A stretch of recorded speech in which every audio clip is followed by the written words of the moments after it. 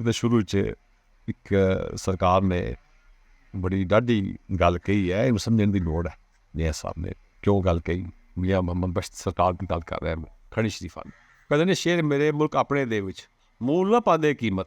ਮੂਲ ਦਾ ਮਤਲਬ ਦਾ ਉੱਕਾ ਹੀ ਮੇਰੇ ਸ਼ੇਰ ਆਪਣੇ ਮੁਲਕ ਦੇ ਵਿੱਚ ਕੀਮਤ ਨਹੀਂ ਪਾ ਰਹੇ, ਉਹਨਾਂ ਦੀ ਕਦਰੋਂ ਕੀਮਤ ਨਹੀਂ ਹੈਗੀ। ਦੂਰ ਦੁਰਾਡੇ ਜਿਸ ਨੂੰ ਲੱਭਣ, ਦੂਰ ਦੁਰਾਡੇ ਐਟ ਦ ਫਾਰ ਪਲੇਸ ਜਿਸ ਨੂੰ ਲੱਭਣ ਜਾਣੇ ਬਹੁਤ ਗਰੀਮਤ, ਉਹ ਉਹਨਾਂ ਨੂੰ ਬੜੀ ਗਰੀਮਤ ਸਮਝਦਾ ਹੈ ਜਿਨ੍ਹਾਂ ਨੂੰ ਸ਼ੇਰ ਦੂਰ ਦੁਰਾਡੇ ਲੱਭਣਗੇ। ਅੱਗੇ ਜਿਹੜੀ ਮਿਸਾਲ ਲਈ ਨੇ ਮੀਆਂ ਸਾਹਿਬ ਨੇ, ਉਹ ਕਹਿੰਦੇ ਨੇ ਕਿ ਕੇਸਰ ਸਸਤਾ ਮਿਲੇ ਕਸ਼ਮੀਰੇ।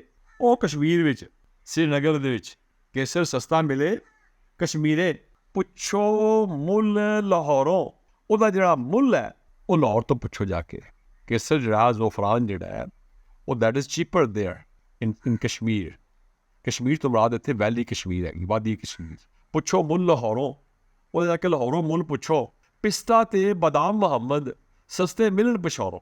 ਪਿਸਤਾ ਤੇ ਬਦਾਮ, ਚੁੱਕੇ ਇਲਾਕਾ ਸਾਰਾ ਜਿਹੜਾ ਵਜ਼ੀਰਸਤਾਨ ਹੈ ਜਾਂ ਸਵਾਦ ਦਾ ਇਲਾਕਾ ਜਾਂ ਅੱਗੇ, ਇਹ ਸਾਰੇ ਇਹ ਬਦਾਮਾਂ ਦਾ ਇਲਾਕਾ ਹੈ, ਪਿਸਤਿਆਂ ਦਾ ਇਲਾਕਾ ਹੈ, ਚਰਗੋਜ਼ਿਆਂ ਦਾ ਇਲਾਕਾ ਹੈ। ਸੋ ਮੀਆਂ ਸਾਹਿਬ ਫਰਮਾਉਂਦੇ ਨੇ ਕਿ ਸਸਤੇ ਉੱਥੇ ਮਿਲਦੇ ਨੇ। ਪਰ ਅਗਲੀ ਜਿਹੜੀ ਗੱਲ ਕਰ ਰਹੇ ਨੇ, ਜ਼ੋਫਰਾਨ ਇੱਕ ਦੁਨੀਆ ਦੀ ਸਭ ਤੋਂ ਮਹਿੰਗੀ ਚੀਜ਼ ਹੈਗੀ ਖੁਰਾਕ ਦੇ ਵਿੱਚ। ਜ਼ੋਫਰਾਨ ਬੜਾ ਕਾਸਟਲੀ ਹੁੰਦਾ, ਲੱਖਾਂ ਰੁਪਏ ਕੀਮਤ ਹੁੰਦੀ, ਪਤਾ ਲੱਖ ਰੁਪਏ ਕਿਲੋ ਹੈਗਾ। ਉਹ ਕਹਿੰਦੇ ਉੱਥੇ ਸਸਤਾ ਮਿਲਦਾ ਹੈ, ਪਰ ਜਿਹੜੀ ਉਹਦੀ ਕਾਸਟ ਹੈ, ਪ੍ਰਾਈਸ ਹੈ, ਉਹਦੀ ਵੈਲਿਊ ਜਿਹੜੀ ਹੈ ਦੈਟ ਇਜ਼ ਇਨ ਲਾਹੌਰ। ਸੋ ਲਾਹੌਰ ਨੂੰ ਮੀਆਂ ਸਾਹਿਬ ਨੇ ਇੱਕ ਬਹੁਤ ਬੜੀ ਥਾਂ ਦਿੱਤੀ ਹੈ, ਬੜੀ। ਮੀਆਂ ਸਾਹਿਬ ਲਾਹੌਰ ਨੂੰ ਇੱਕ ਬੜੀ ਅੱਛੀ ਥਾਂ ਕਰਾਰ ਦੇ ਰਹੇ।